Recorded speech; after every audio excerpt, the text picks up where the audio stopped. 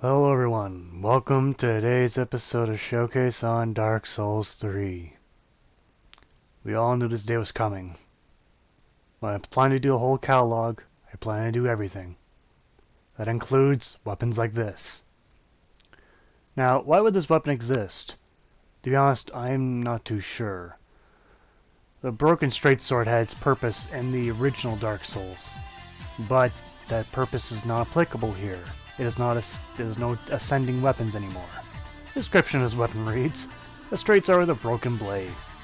A weapon with no exceptional qualities, only a mad hollow would choose to fight with this. Skills, the stance. While in stance, use a normal attack to break a foe's guard from below, and a strong attack to slash upwards with a forward lunge. Only another move will appear very impressive with a broken sword. Yeah. So yes, in the original game, you would take this, upgrade to level 10, and you can ascend it using a boss soul, or I forget how it's been a long time. And you would get a very powerful weapon at the end of the road. That will not happen this time. It does not ascend. Do not upgrade to level 10. Visually, well, once upon a time it was a sword. Now it's a broken piece of trash that should be thrown in and melted down for some crucible steel. Yeah.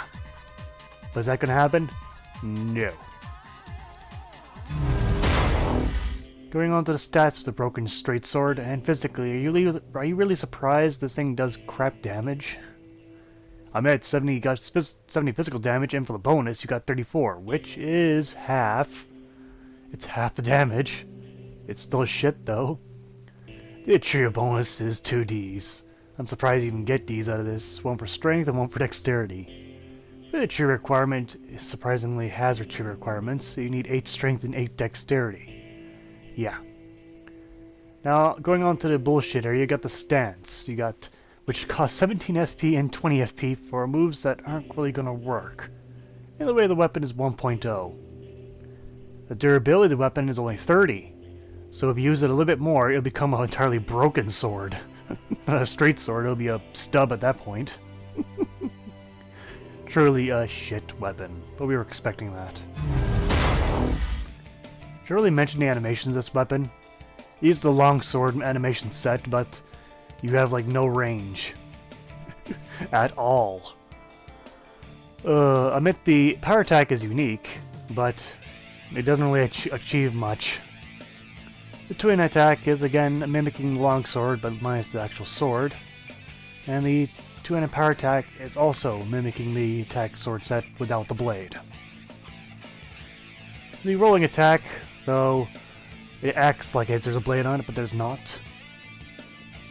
The heavy rolling attack is pretty much a heavy slash upwards, but I don't think you hit anyone but yourself. This weapon has no real point in the left hand, no real point at all. I don't think there's any point in the right hand either.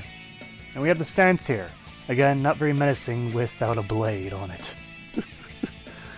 Pretty much point blank range going with that. And the sprint attack really is just garbage. It's a quick slash if there was a blade there. When upgrading the broken straight sword, oh don't do this. You guys are lucky I like you guys. You used Titanite shards, which is a total waste. You get not a whole lot of damage for your trouble. Why would that tree bonus will go up? That would actually be rather comical if it did. The reason why this blade exists is because it is a contrast to other weapons. This is clearly the rock bottom of weapons. And look at that, the achievement bonus for strength did go to a C. And even though you can use this weapon, don't. So performance, I expect to get my ass handed to me. Very heavily. Now we do have backstab, but that's probably the strongest damage we're going to do. Oh, that's a chart of power attack is you get 200 damage. Oh boy. I should mention this is also still my second playthrough. So enemies are even less. Maybe if this is the first playthrough, I probably can get through. Maybe, but yeah. How many hits did I do? I meant the weapon has decent DPS given its small stature. But it's incredibly difficult to use, of course. And yes, I know, I'm aware this is more or less a joke weapon, but it's an important contrast to the strength of other weapons. That's simply how it is. Let's say we fought those guys and we didn't see impressive damage, so let's speed everything up. Now, I doubt I can get through a shield, even though there's a specific move in the stances that get through shields. As you see there, great struggling to even get anything close. And in the end, I didn't get through the shield. Had to cheese it, had to do a critical attack, which is only 303 damage some. So yeah. We also speed through the gargoyle attack in the interest of time. Because this weapon's very poor. Sure, it has good DPS, however, the weapon's reach is atrocious. And most of the time, I miss my attacks entirely because it's short range. And here we are, a Black Knight. Black Knight's probably at first confused at the sight of me and wondering, how the fuck did this guy get here? And then probably proceeds to try to exterminate me because I'm a plague on the earth at the sight of me. But yes, the weapon's atrociously bad, it has good DPS. I see no advantage to using this at all. Your opponent, whether it be player or enemy, does not care what you wield. You have no firepower with this weapon. You probably pull out a quick one and switch to another weapon to catch him off guard, but that normally doesn't work. At least we had to switch weapons in the meantime while dodging or anything else. But oh well. In the end, it's a weapon that's important because it sucks. And that is about it. Moving on to the pros and cons of the Broken Straight Sword. Well, there ain't gonna be too many pros, I tell you. Well, the only true pro is good DPS. Well, no.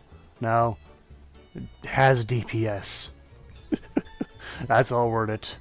Has DPS.